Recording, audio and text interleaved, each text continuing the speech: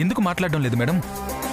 ఎప్పుడు పెళ్లి చేసుకుని 7 అడుగులు నడవాలా అని నాకు తొందరగా ఉంటే మిమ్మల్ని ఎప్పుడు కోడలుగా చేసుకుందామా అని అమ్మకింకా ఎక్కువ తొందరగా ఉంది. మాటల్లో ఉన్న తొందర చేతల్లో కనిపించటం లేదమ్మా. కనిపిస్తుంది మేడం, కానీ ఇంట్లో ప్రాబ్లం గురించి తెలుసు కదా మేడం మీకు. తమ్ముడు ఎక్కడున్నాడో ఎలా ఉన్నాడో అని అందరం టెన్షన్లో ఉన్నాం, బాధలో ఉన్నాం. వాడి కోసమే వెతుకుతున్నాం. మన పెళ్లికి నాని కూడా ఉంటే బాగుంటుంది కదా అని మా ఆశ. అంటే ఏంటమ్మా? ఇప్పుడు మీ నాని వస్తేనే గాని మన పెళ్లి జరగదా? అసలు తను పూర్తిగా రాకపోతే?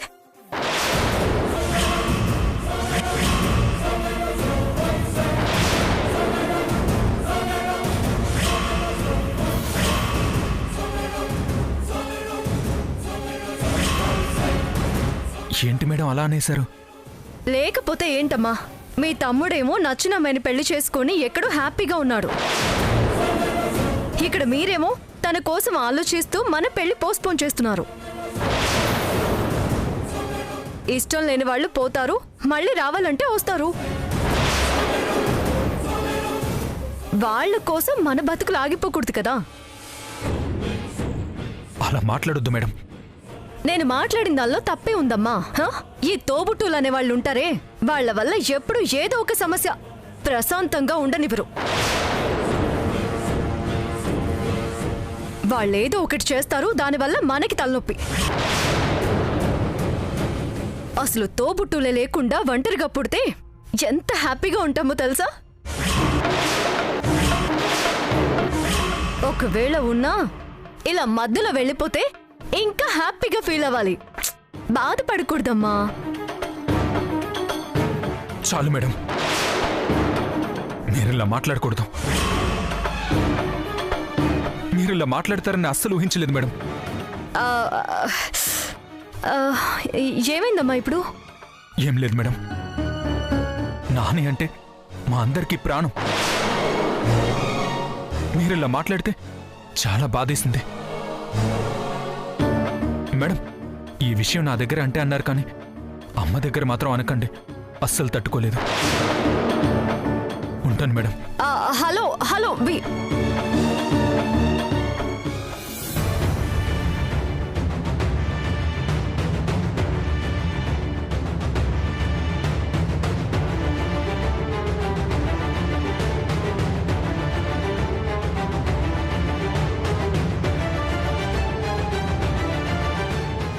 ఏంటిది? తమ్ముడు గురించి ఒక్క మాట అనేసరికి క్యారెక్టర్ ఇంత రివర్స్ అయిపోయింది. మరీ అంత బాధ పెట్టానా? బంగారం ఏంటి సడన్ గా ఇలా మాట్లాడింది? తనకి తోబుట్టులంటే పడదా? ఇలానే ఉంటే రేపు పెళ్ళయ్యాక నానితో సరిగ్గా ఉండదా?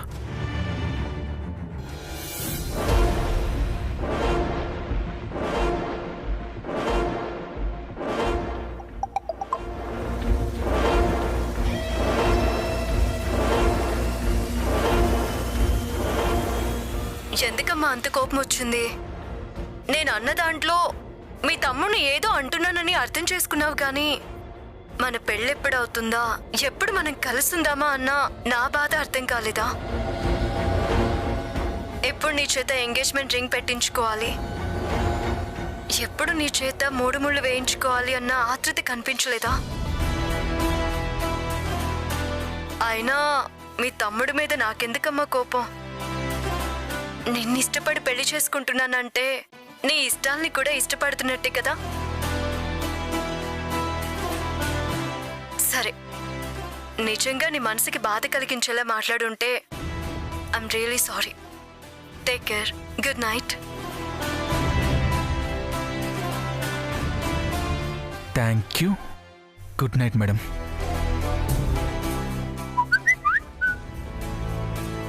Thank you. Good night madam. ఏంటో నా క్యారెక్టర్కి భిన్నంగా సారీ చెప్పడాలు, బతిమలడాలు. పెళ్ళయ్యేంత వరకు ఇవన్నీ తప్పవు. ఎన్ని వేషాలైనా వేయాలి, ఎన్ని రంగులైనా మార్చాలి.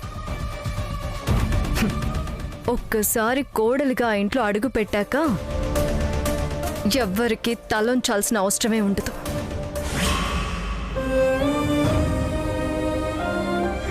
నీకు అచ్చం నీలాగే ఉండే అక్క ఉందా లేదా?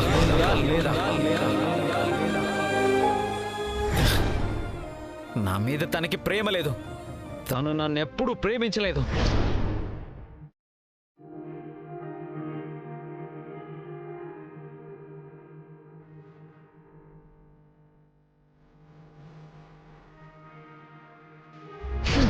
తెలివైంది కదా, ఒట్టే ఎంచుకుంటుంది.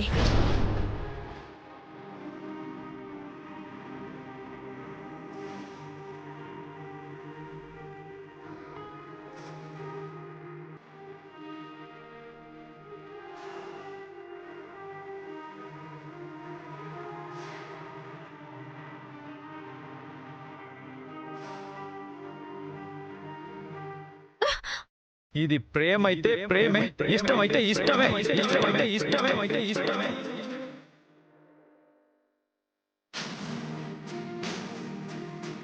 నీతో చెప్పాల్సిన విషయాలు కూడా దాచి నిన్ను మోసం చేసిందిరా.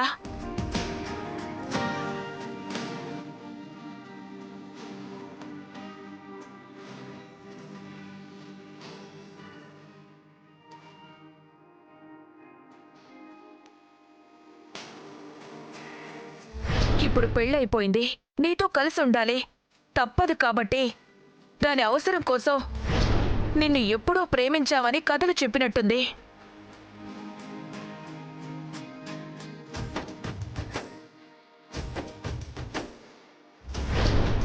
అంతా నీకు తెలిసే చేసావు. నేనే తెలుసుకోలేక మోసపోయాను.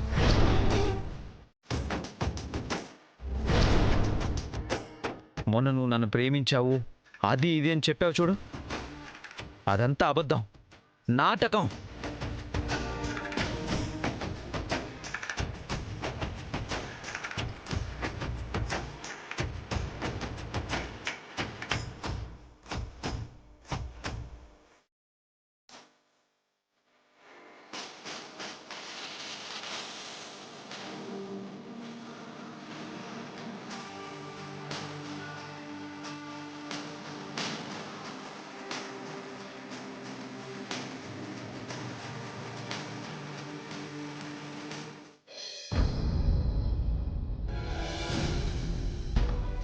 పొద్దున్నే అన్ని అకౌంట్స్లో అమౌంట్ డిపాజిట్ అయిపోవాలి. Okay madam. ఏ గుళ్ళోనూ ఏ ధార్మిక కార్యక్రమాలకి ఆటంకం కలగకూడదు. అలాగే మేడం. ఆస్తి నా చేతికొచ్చేలోపే ఉన్నదంతా గుళ్ళు గోపురాలకి సంతర్పణ చేసేలా ఉంది. మీరు చెప్పినట్టే డిపాజిట్ చేయిస్తాను. ఒకసారి అన్ని చెక్ చేసుకోండి. Okay madam.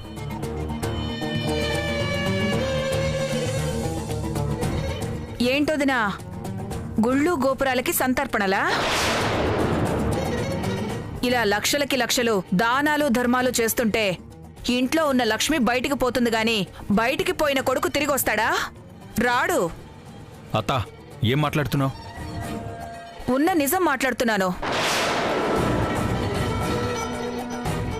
ఎంత డబ్బుంటే మాత్రం అద్దు అదుపు లేకుండా ఇచ్చుకుంటూ పోతే చివరికి మనం అడుక్కునే పరిస్థితికి వస్తాం.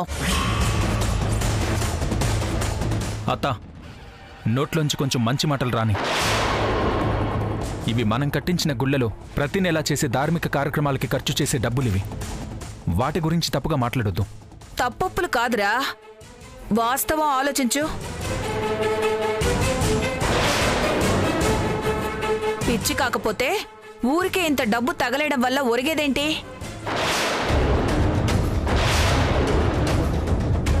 నానికి బాగాలేనప్పుడు మొదలైన ఈ పిచ్చి కనిపించినప్పటి నుంచి ఇంకా ఎక్కువైపోయింది. ఏదో ఒక రోజు ఆస్తి మొత్తం రాసిచ్చినా ఇచ్చేస్తుంది. అప్పుడు నాని తిరిగొచ్చినా ఏం లాభం? వాడి చేతిలో పెట్టడానికి బొచ్చె తప్పిస్తే ఏమీ మిగలదు. అత్త, విక్రమ్, ఏం మాట్లాడుతున్నావో అర్థమవుతుందా వదినా? డబ్బు తగలయ్యడం అంటే మనమేం జల్సాలకి ఖర్చు చేయడం లేదు వదినా. దేవుడి పేరుతో 10 మందికి మంచి చేస్తున్నాం. కడుపు నిండా తిండి పెడుతున్నాం. వాళ్ళు ఉండడానికి నీడనిస్తున్నాం. అయినా ఒక మనిషి జీవితకాలం బ్రతకడానికి ఎంత కావాలి వదినా? 1 కోటి, 2 కోట్లు, 10 కోట్లు, అంతే కదా? అంతకు మించి ఇంకెంత ఉన్నా ఒకటే. దాన్ని లేని వాళ్ళకిస్తే తప్పేంటి?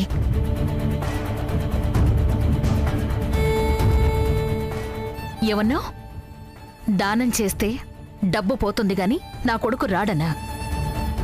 వస్తాడు వదినా. మనం చేసిన దానాల వల్ల మేలు పొందిన వాళ్ళు మనస్ఫూర్తిగా దీవిస్తారు. ఆ దీవెనలే నా బిడ్డని నా దగ్గరికి తీసుకొస్తాయి. ఆ దీవెనలే నా బిడ్డ నా దగ్గరకొచ్చేదాకా చల్లగా చూస్తాయి. ఇంకెప్పుడు ఇలా మాట్లాడుతూ వదినా.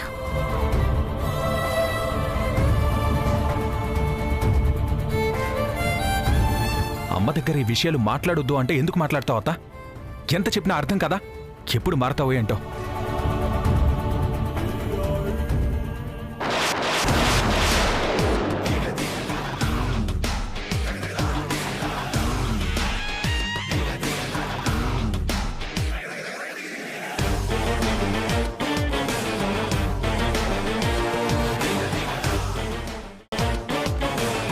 ఈ ఇంటికి కాబోయే మహారాణిని నేనెందుకు మారతాన్రా?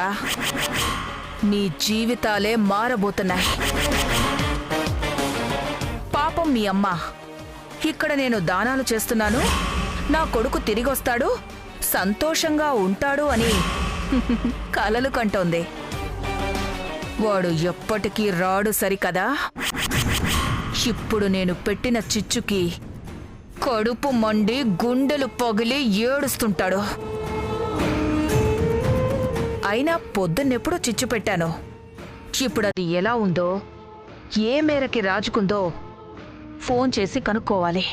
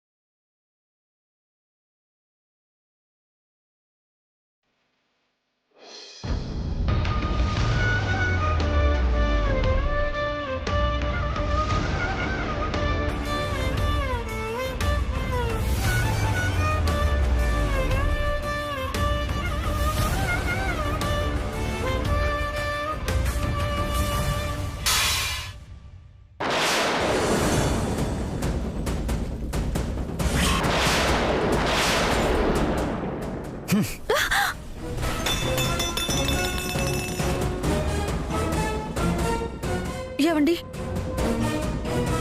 ఎందుకంత కోపం అండి? ఎవరో ఏదో చెప్తే ఉన్న నమ్మకం పోతుందా? నేను చెప్పేది వినరా? చెప్పాల్సింది చెప్పదు కానీ తను చెప్పేది మాత్రం ప్రతిదీ వినాలంట. హ, అవును, చెప్పింది వింటేనే కదా చెప్పు చేతలో పెట్టుకోవచ్చు.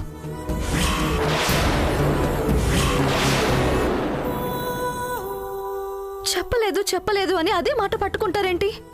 అంటే చెప్పే వాళ్ళందరికీ ప్రేమ ఉన్నట్టు చెప్పలేని వాళ్ళందరికీ లేనట్టా? ఒక్కొక్కరు ఒక్కొక్క రకంగా ఉంటారు. కొంతమంది మనసులో ఉన్నదంతా చెప్పేస్తారు, కొంతమంది చిన్న విషయం చెప్పడానికి 100 సార్లు ఆలోచిస్తారు. సర్లేండి, నా మీద కోపం ఆకలి మీద ఎందుకు చూపించడం?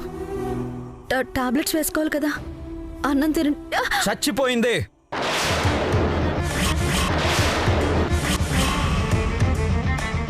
మనసు చచ్చిపోయి ఆకలిని కూడా చంపేసింది.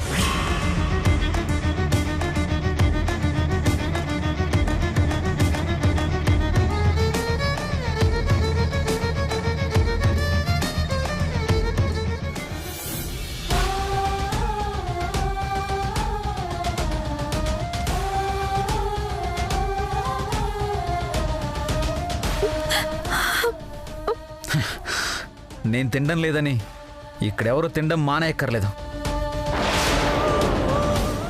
నిజస్వరూపం బయటపడ్డాక ఇంకా ప్రేమున్నట్టు నటించడం ఎందుకు? మొహమాటం లేకుండా పీకల దాకా తిని పడుకోవచ్చు.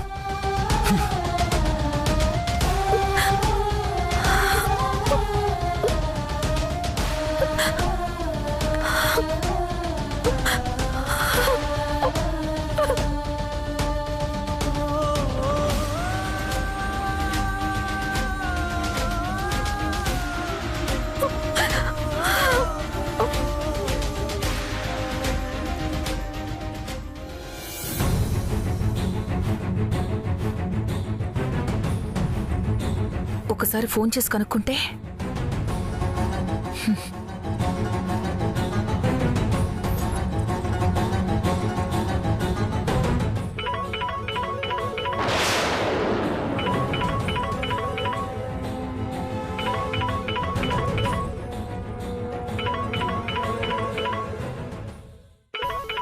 అత్తయ్య,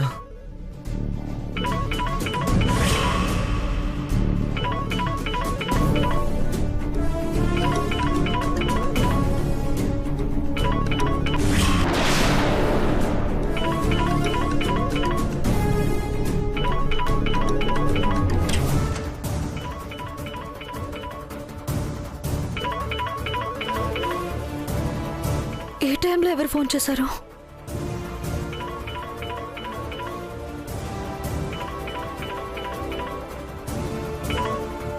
హలో. హలో నాని. చెప్పత్తయ్య. ఏం చెప్పమంటావు నాన్నా? ఏదో తెలిసిన నిజాన్ని కడుపులో దాచుకోలేక నీకు జరుగుతున్న అన్యాయాన్ని చూసి తట్టుకోలేక చెప్పేశాను గాని తర్వాత నా మనసులో లేదు.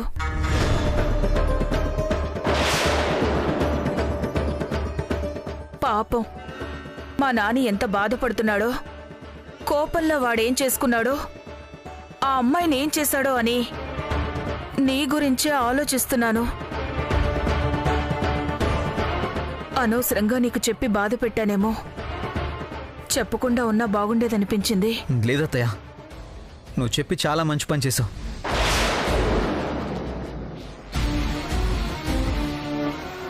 నువ్వు నిజం చెప్పావు కాబట్టి మనుషుల నిజ స్వరూపాలు బయటపడ్డాయి.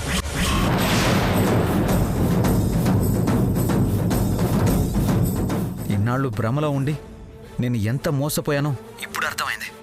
నువ్వు నిజం చెప్పి నా కళ్ళు తెరిపించావు అత్తయ్య.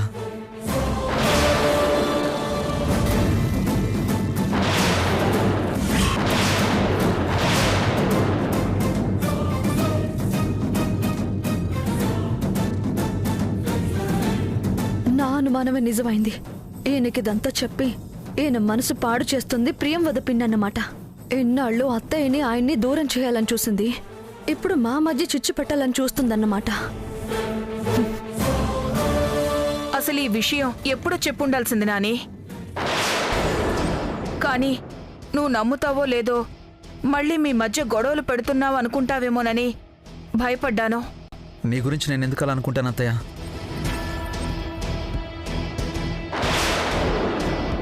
ఇన్నాళ్ళు టైలర్ ఉంది, నా కోసం ఆలోచిస్తుంది అనుకున్నాను. కానీ ఇప్పుడు ఆ నమ్మకం పోయింది అత్తయ్య. ఇప్పుడు నాకున్నది నువ్వే, నా కోసం ఆలోచించేది నువ్వే. నీ మాట కాకపోతే ఇంకెవరి మాట నమ్ముతాను?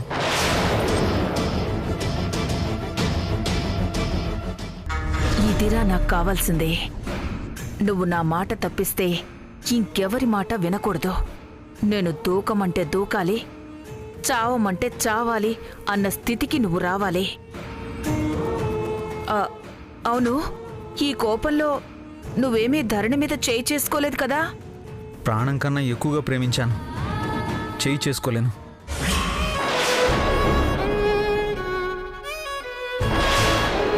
లేదత్తయ్య, అసలు మొహం చూసి మాట్లాడడానికి మనసు రావడం లేదు. మాట్లాడుతుంటే నా మీద నాకే అసహ్యం వేస్తుంది.